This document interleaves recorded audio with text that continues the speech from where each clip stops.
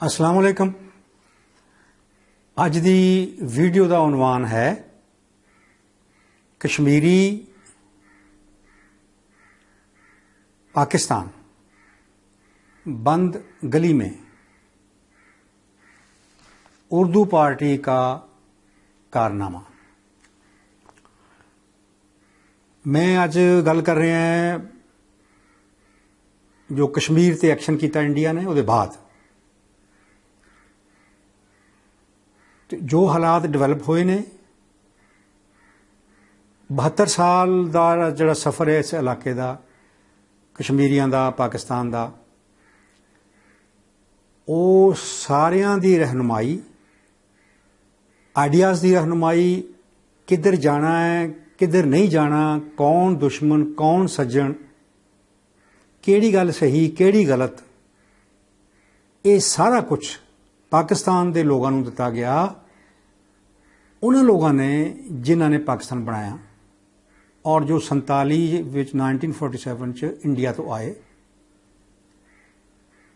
और इत्थे असी उन्होंने हिंदुस्तानी भी उस वक्त कहते सन पाकिस्तान के लोग ये उन्होंने काम किया सारा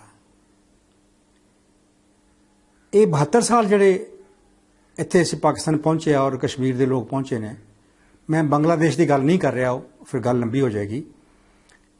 ये सारा कुछ इन्हां दे खाते जांदा साडे खाते च ये जांदा कि असी इन्हां नूं फॉलो किया। ये साडे पीर ये साडे लीडर ये साडे रहनुमा ये सानूं नज़रियात देण वाले ते असी पिछे चलण वाले और ए स्टेज आ गई है। अज कश्मीरी और पाकिस्तान बंद गली च और हिंदुस्तानी वज़ीर आज़म इंडियन वज़ीर आज़म उन्होंने तमगे मिल रहे हैं बाहरों। साडे लीडर तलका तोड़ रहे हैं और दुनिया च रौला पा रहे हैं कि साडे नाल कुछ साडे वास्ते कुछ करो ये मसला इंटरनेशनलाइज करिए होवे। इंडियन वज़ीर आज़म कह रहे हैं कि ट्रंप नूं किया उन्होंने मोदी ने कहा कि ये साडा आपस का मामला है असी हल कर लवांगे और 1947 तो पहले असी इकट्ठे हैं एक ही मुल्क हुंदा सी तो असी कर लवांगे। ये दुनिया ही अलग है और पाकिस्तान दे विच जिहड़ा मीडिया है जिहड़े अखबार ने जिहड़े टीवी चैनल ने ये 72 साल हो गए ने ये डेली पाकिस्तान दे लोगों के उत्ते मना और टना के हिसाब नाल झूठ सट रहे हैं और लोगों की मत ना मारी जाए तो होर की होवे। ये अज पोजीशन है। इन्हां दा रस्ता इस तरह बंद हो गया इन्हां दा बनाया रस्ता बंद हो गया। पाकिस्तान के लोग अगर रस्ता कटना चाहन कश्मीरी अपना रस्ता कटना चाहन तो रस्ते मौजूद ने फिर कुछ भी नहीं बिगड़िया। ये स्टेज हिस्टरी आ गई है। ये हुण वक्त दसेगा कि पाकिस्तान के लोग कितना वक्त लैंदे ने इस गल नूं तारीख नूं समझण वास्ते और महज सुनी सुनाई गल दे पिछे चल पैना या सोच के अपने इलाके का अपनी जमीन का अपने खिते का कोई रस्ता कढ़ना। ये स्टेज है इसलिए हिस्टरी की। तो जिहड़ी पाकिस्तान के अंदर सियासत है जिहड़ा कि नवाज शरीफ या जरदारी या जी आर्मी वाले कर रहे हैं फलां कर रहे हैं ये सारियां गल्लां अव्वल गल्लां नहीं हैं ये पिछे ने। ये पिछे वो गल्लां ने सारियां जिहड़ियां इन्हां ने पैदा कीतियां। इन्हां ने कल्चर बनाया और कल्चर दे विच बुनियादी गल सी झूठ और हेरा फेरी।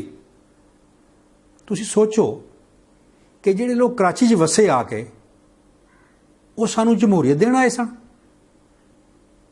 फिर असीं कहने सानू जमहूरीयत नहीं मिली फिर असीं आर्मी नूं इल्जाम दिंदे।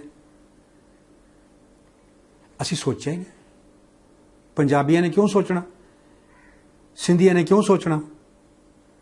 तो अगर नहीं सोचना ਤੇ ਹਾਲਾਤ ਸਾਡੇ ਖਰਾਬ ਹੋ ਚੁੱਕੇ ਨੇ। ਇਹ ਚੈਲੰਜ ਹੈ ਅੱਜ ਦਾ ਪਾਕਿਸਤਾਨ ਦੇ ਲੋਕਾਂ ਵਾਸਤੇ।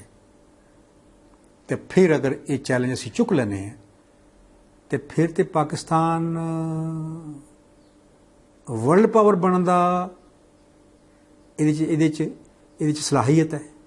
ਔਰ ਮੈਂ ਪਹਿਲੇ ਕਹਿ ਚੁੱਕਿਆ ਕਿ ਮਿਡਲ ਈਸਟ ਦੇ ਵਿੱਚ ਅਮਰੀਕਾ ਨੇ ਰੌਲਾ ਪਾਇਆ, ਮਗਰਬ ਨੇ ਰੌਲਾ ਪਾਇਆ, ਇੰਨਾ ਖਰਾਬ ਕੀਤਾ ਇਲਾਕੇ ਨੂੰ। ਇਹ ਵਕਤ ਹੈ ਇਸ ਵੇਲੇ ਕਿ ਈਰਾਨੀ ਆਰਮੀ, ਪਾਕਿਸਤਾਨ ਆਰਮੀ ਔਰ ਇੰਡੀਅਨ ਆਰਮੀ ਇਹ ਜ਼ਿੰਮੇਵਾਰੀ ਲੈਣ ਗਲਫ ਦੀ, ਔਰ ਅਮਰੀਕਾ ਨੂੰ ਕਹਿਣ ਜੀ ਤੁਸੀਂ ਜਾਓ। ਜਿਸ ਤਰ੍ਹਾਂ ਮੋਦੀ ਨੇ ਟਰੰਪ ਨੂੰ ਕਿਹਾ ਕਿ ਅਸੀਂ ਕਰ ਲਵਾਂਗੇ। ਅਗਲੀ ਗੱਲ ਇਹ ਹੈ ਕਿ ਵੀ ਤੁਸੀਂ ਜਾਓ, ਅਸੀਂ ਸੰਭਾਲ ਲਵਾਂਗੇ। ਅਸੀਂ ਸੰਭਾਲ ਲਵਾਂਗੇ ਅਫਗਾਨਿਸਤਾਨ ਨੂੰ, ਅਸੀਂ ਸੰਭਾਲ ਲਾਂਗੇ ਸੈਂਟਰਲ ਏਸ਼ੀਆ ਨੂੰ। ਸਬ ਕੰਟੀਨੈਂਟ ਦਾ ਜਿਹੜਾ ਪੋਟੈਂਸ਼ੀਅਲ ਹੈ ਉਹ ਪਾਕਿਸਤਾਨ ਦੇ ਜਿਹੜੇ ਇਹ ਨਜ਼ਰਿਆਤੀ ਲੋਕ ਨੇ ਇਹਨਾਂ ਨੇ ਰੋਕ ਕੇ ਰੱਖਿਆ ਆ।